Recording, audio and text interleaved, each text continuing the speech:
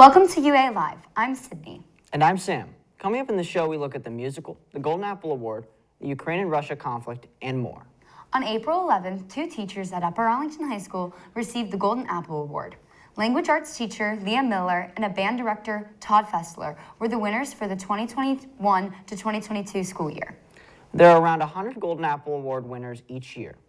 The awards have been given out by the nonprofit UACA each year since 1981 to recognize the positive impact teachers and staff have had on the community.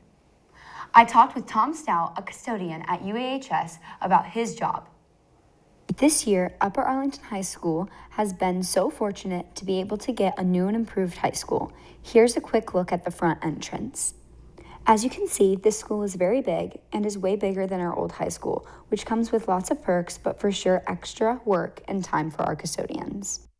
Last week was National Custodian Day, so we are going to follow Tom around and see just a portion of what him and the other custodians do. Here we are looking at one of the new custodial storage spaces.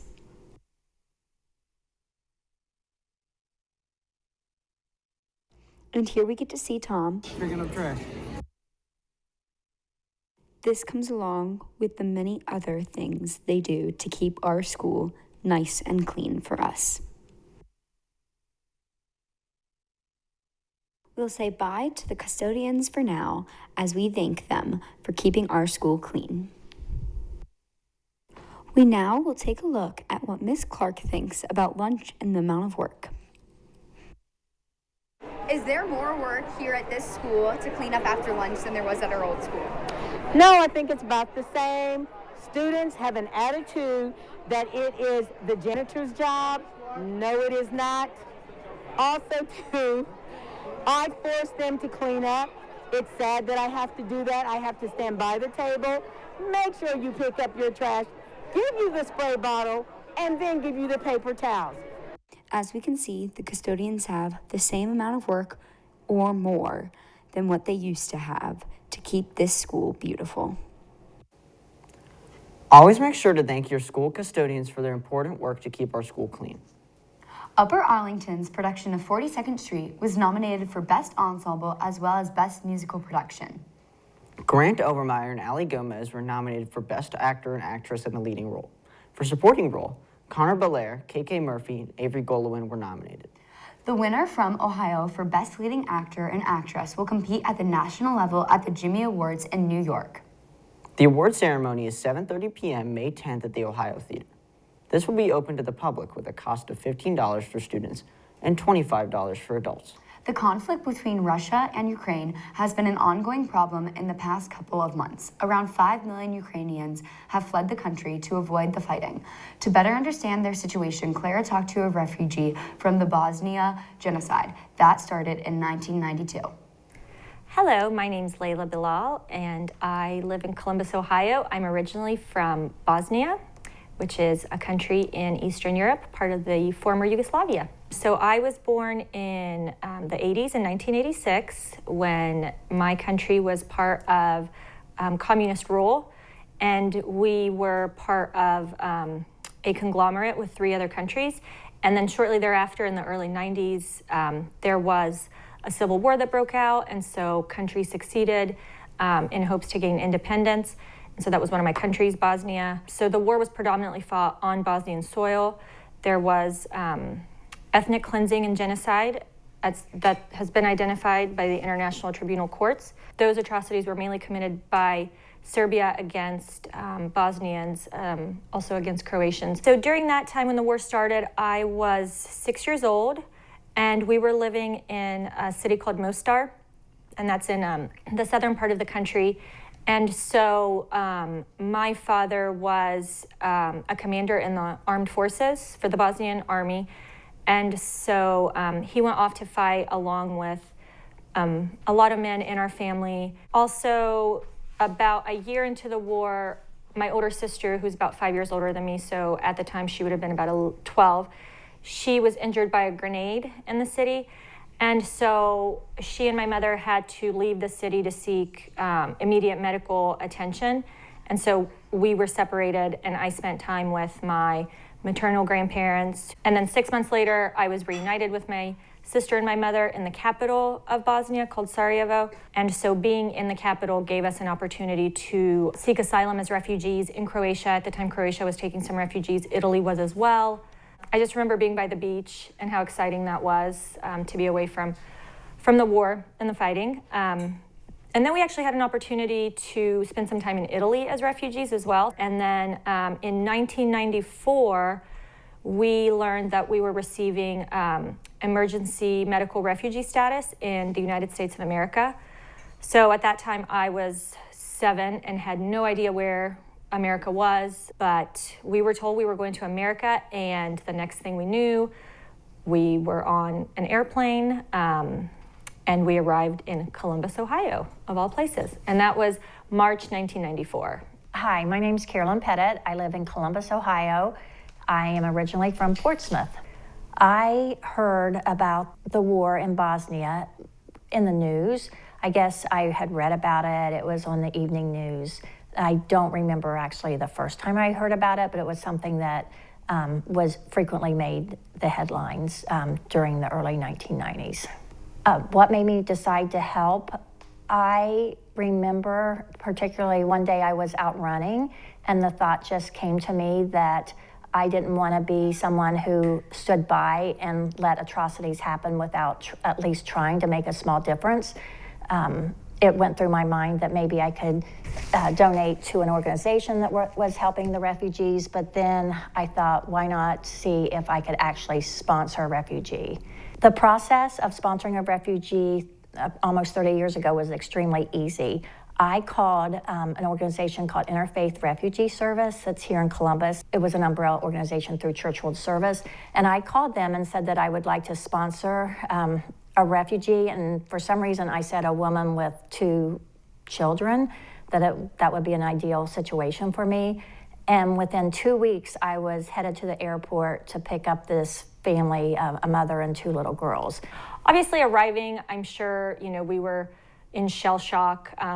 So we landed in Columbus, Ohio. We were actually greeted by a woman who had sponsored my family to come to America. She had a translator with her, so obviously that was very reassuring to my mother. She had stuffed animals for us. She had a little toddler in tow, loaded us up in her minivan, took us down south to Portsmouth, Ohio, and we met her very friendly husband who greeted us at the door. Then everything was pretty jolly thereafter. The first few days were pretty overwhelming. The mom and girls did not speak English, so we quickly got a little dictionary that translated from Serbo-Croatian to English and used that. But there were lots and lots of needs at first. The girls were not healthy. They had a lot of dental problems. Amma, the older girl, had been hit by a grenade and had a paralysis of her brachial plexus nerve, so her arm did not work. She just kind of hung there. So there were lots of doctor's appointments. It was pretty much a full-time job at first. So that's kind of short-term how our lives changed, but long-term, it's been a wonderful relationship with that family. We've remained very, very close. I'm particularly close with Leijla, who got to come back and live with me after they had moved to Atlanta, and she really didn't like it there, so her mom let her come back and live with me, and we have remained very, very close. I had no idea really how much work would be involved with that, and then looking back on it, I'm glad I didn't, because maybe I would have chosen not to have done it. Yeah, so certainly there are challenges adjusting to life in another country. I did not speak the language when I first came to the United States, so I had an English tutor that would come to the house and work with me to learn English. I took English classes, so I was fully immersed in the language. Eventually things got easier, and assimilation just sort of became a natural thing. And then I graduated high school from Portsmouth High School in Portsmouth, Ohio. I went on to Ohio State to get my undergrad in linguistics and Spanish. I did a dual master's program at Ohio State and Ohio Dominican. So I studied applied linguistics and got an education degree in teaching English to speakers of other languages. So I was able to work with refugees and immigrants within the city's school system here in Columbus, and I worked as an ESL teacher, and that was very fulfilling. I felt like I could help students, and I felt like I could really relate to their experience, and so I was always sure to share my story with them and provide any reassurance I could for them as well. But I still like to maintain a connection to immigrant and refugee issues. And so I look for volunteer opportunities with local organizations like the Community Refugee Immigration Services, the Asian Resettlement Community Services, as well as the Teachers of English for Speakers of Other Languages, that association.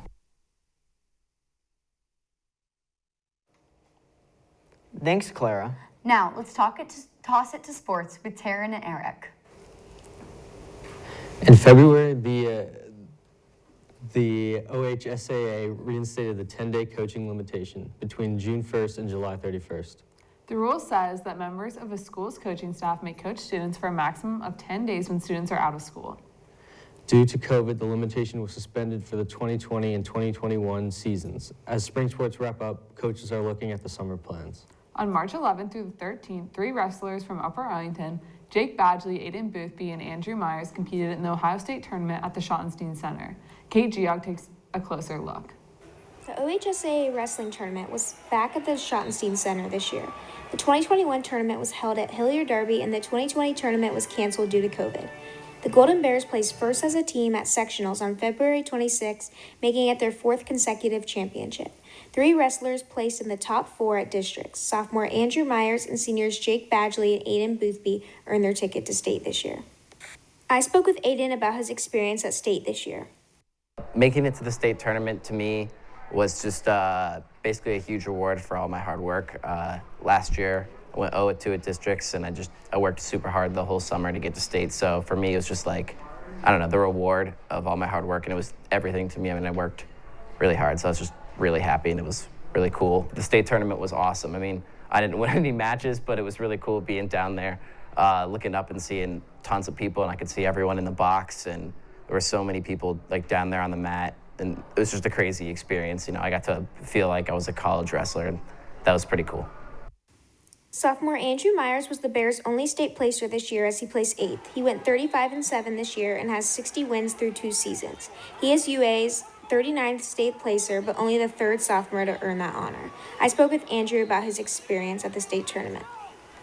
I think going to the state tournament was also like a reward of how hard I've worked. I've been wrestling for like all my life, and last year I went 2-2 at districts, and so my goal was to make it to the state tournament.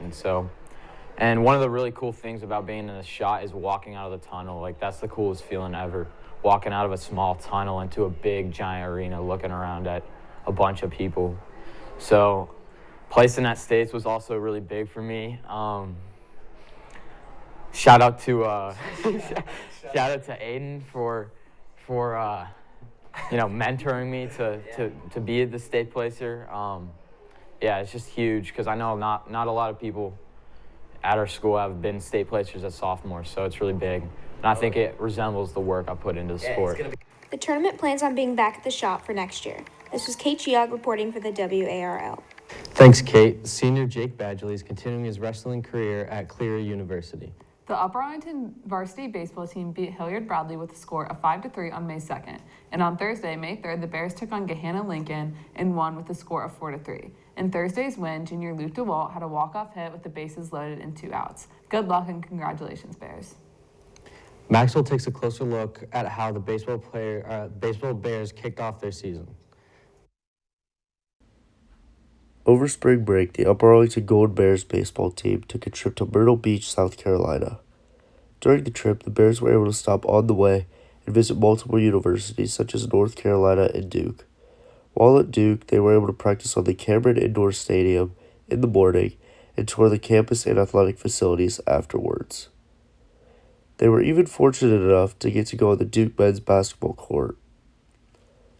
While at Myrtle Beach, the Bears played 4 scrimmages at the Ripken Baseball Experience Park and won all 4. In Myrtle, majority of the free time was spent at the beach, relaxing and recovering from the games the days before. The night before the team left Myrtle Beach, the Bears got team dinner at a seafood buffet near the hotel. Then the team departed on March 18th back home to Upper Arlington. However, on the way, the Bears got to stop by Coastal Carolina University and view their field and some of their campus. After the Bears arrived at Upper Arlington, I decided to ask them some questions reflecting on their trip. The first question I asked was, what was your favorite part about the trip? We got to see some sweet D1 facilities in UNC and Duke University. Going on Duke's field and going on the beach. I really like going to Cameron Indoor and just like being in there. It's a cool arena. Then I asked, how do you think the trip benefited the team as a whole? We got to face some great teams from out of state. There's some good competition there, and guys just got to hang out and get to know each other more. And it was good team bonding. I really think it helped us with chemistry and we got tighter as a group as a whole. This is Maxwell Lane reporting for the WARL. Thanks, Maxwell. The Upper Arlington softball Bears defeated Dublin Jerome with a score of 12-5 Friday, April 29th. Before the game, the team had their senior night ceremony honoring 4 seniors, Megan McKinney, Sophia Schweitzel, Caroline Langmeyer, and Eve Hartranft. Congratulations, seniors. The UA boys lacrosse team's record is currently 10-1 with their latest win against St. Xavier 13-6. The boys lost to Delaware's Wilmington Salesianum School 14-7 on April 24th during a tournament in Pennsylvania. They take on the Brother Rice's Warriors Saturday, May 7th at 11. See you there. The girls lacrosse team is 14-0 with 3 games left in the regular season. On April 28th, UA beat their rival, New Albany, 7-6. Senior night was scheduled for May 3rd and got postponed due to weather issues and is planned to take place Monday, May 9th. Come to support the 9 senior Bears. The Upper Arlington boys volleyball team won against Olentangy Orange with a final score of 3-0. Congratulations, Bears. They are scheduled to play Westerville North on Thursday, May 5th at 6:45 p.m. The boys varsity tennis team is 7-5 with their most recent win on April 28th against Worthington Kilbourne. 5-0 with senior Joseph Salmon winning his match 6-0. The boys are scheduled to take on Olentangy Monday, May 9th at home. On April 29th, the track and field Bears brought home the gold at the Polachek Invitational. The Larkin and Croston Invitational is being held at Upper Arlington on Friday, May 6th starting at 5 p.m. This invitational will honor our track and field seniors. Now toss it to Kirsten and Catherine with Community News. The Upper Arlington Parks and Recreation Department is accepting applications for season employment. They are looking for people for various positions such as lifeguards, pool office workers, camp leaders, and more. On multiple days throughout the summer, there will be movies playing in parks throughout UA. Movies in a park is the staple of summer in Upper Arlington. You can experience watching movies outdoors in your community. You can bring chairs, blankets, and snacks and enjoy the movies with your family and friends. Some of the upcoming movies include Sing 2, Free Willy, Raya and the Last Dragon, Space Jam: A New Legacy, and The Greatest Showman. Graduation for the class of 2022 is on May 29th at 9:30 a.m. The Schottenstein Center is excited to announce that this year's graduates, families, and friends are welcome to attend. Jones Middle School teacher Mark Johnston takes many students on an adventure each summer. Charlotte takes a look. Mr. Johnston has worked as a 7th grade science teacher at Jones Middle School for over 25 years. In this time, he's made many meaningful connections with students in the classroom and through his annual summer trips. I began my summer trips back in '95. There was a teacher from Hastings who used to run summer trips, and much smaller, like a total of 8 to 12 kids, and he just needed an extra teacher to go along as a chaperone, and I went as a chaperone, and his trip sort of phased out, and I just decided to take them and make it more upscale. Actually, the students. The whole reason why I teach is the students and the relationships I build with the students, and the friendships that I have with them after they become adults. And I enjoy actually getting to know my kids. Hi, my name's Cindy Cloudis, and I went on the Johnston trip to Glacier National Park with Mr. Johnston. My favorite part of the trip was probably just like spending time with everyone there, the whole group, and like meeting all these new people and like getting super close with everyone. And being on the bus was so fun because you just got to know everyone there and you were with them for like so long and you just became best friends with everyone. I'm dyslexic and school was very hard for me and I hated it. It was a marathon of misery every single day. And I finally had a teacher, the teacher who actually I did my first summer trip with. He was actually my 8th grade science teacher at Hastings. And he sat down with me as a 8th grader and showed me that I wasn't dumb. I just learned a different way. And back in the 70s, very few people knew about dyslexia. And he just showed me that I can still learn. I just learned in different ways. And once I started to become successful in school, in high school and college, I realized that that's what I wanted to do. I wanted to make school interesting and fun for kids, especially for those kids who struggle. Actually, it came from my parents when I was an infant. When I was a baby, they used to call me Fuddy Duddy. And FUD stuck ever since, and so I've been FUD since I was a month old. So yeah, it just is a family nickname that spread, and the only place I don't go by FUD is here at school. I have friends that probably don't even know my real name. It's everything. It's my phone number. I love every place because every trip is unique, but Yosemite National Park and the West Coast is probably one of my favorites, as well as Arches National Park and Moab, Utah. I actually started my first year here in Arlington. I had a student who went to Germany for spring break, and just out of the kindness of her heart, she bought me a snow globe, and she sat it on my desk. And I sort of explained it like the movie Field of Dreams. If you build it, they will come. And all of a sudden, like a couple weeks later, another snow globe showed up on my desk from a kid who went somewhere during the weekend. And by the end of the year, I had like 3 or 4 snow globes on my desk. And then all of a sudden, everyone thinks that I love snow globes, which I have no particular liking for snow globes. They just show up, and I get probably, I don't know, each year is different, but I have well over 600 snow globes. Actually, it's probably the one my daughter bought me. Each snow globe is signed by the student. Underneath it has their name on it, and then the year that I had them in class. But the one actually of Arches National Park, my daughter actually bought me a snow globe on one of my summer trips. She was actually not a chaperone, she was a student, a 7th grader here at Jones, and surprisingly, she went and bought me a snow globe. Well, I've been to 48 of the 50 states. Someplace that I'd like to go, I've never been to Arkansas, and I've never been to Mississippi. Believe it or not, I always thought through school that I was going to be a math teacher. When I interviewed for a job, they said, we have a math position opening the following year, but we have a science position now. You're more than welcome to take this science position for a year, which will get you your foot in the door, and then the next year switch over to math. And after I did my first year of science, I said, I don't ever want to leave science. And so I really went to school thinking that I was going to be a math teacher, but fell in love with science the one year, my first year teaching, and for 32 years I've been teaching science. I'm not as interesting as people think I am, or at least you think I am. No, I mean, I enjoy what I love teaching. I've been teaching for 32 years.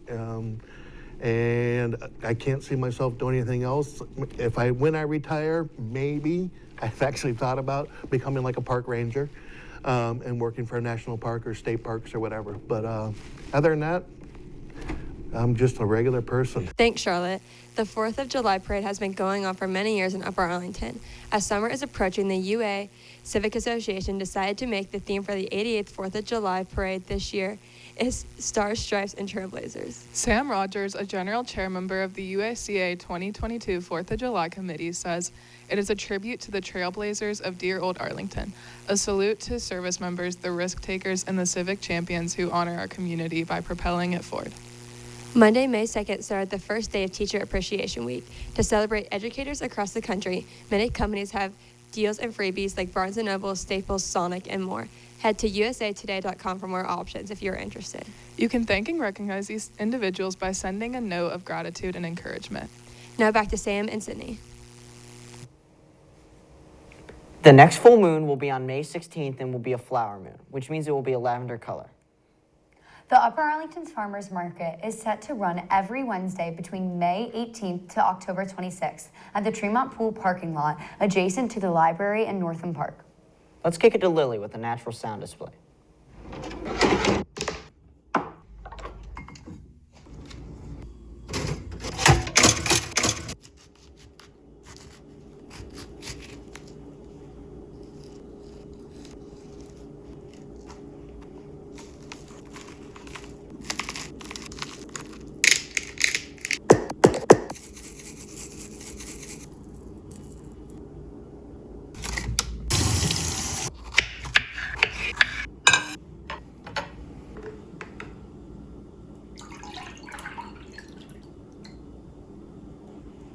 Thanks, Lily, for showing us this amazing treat.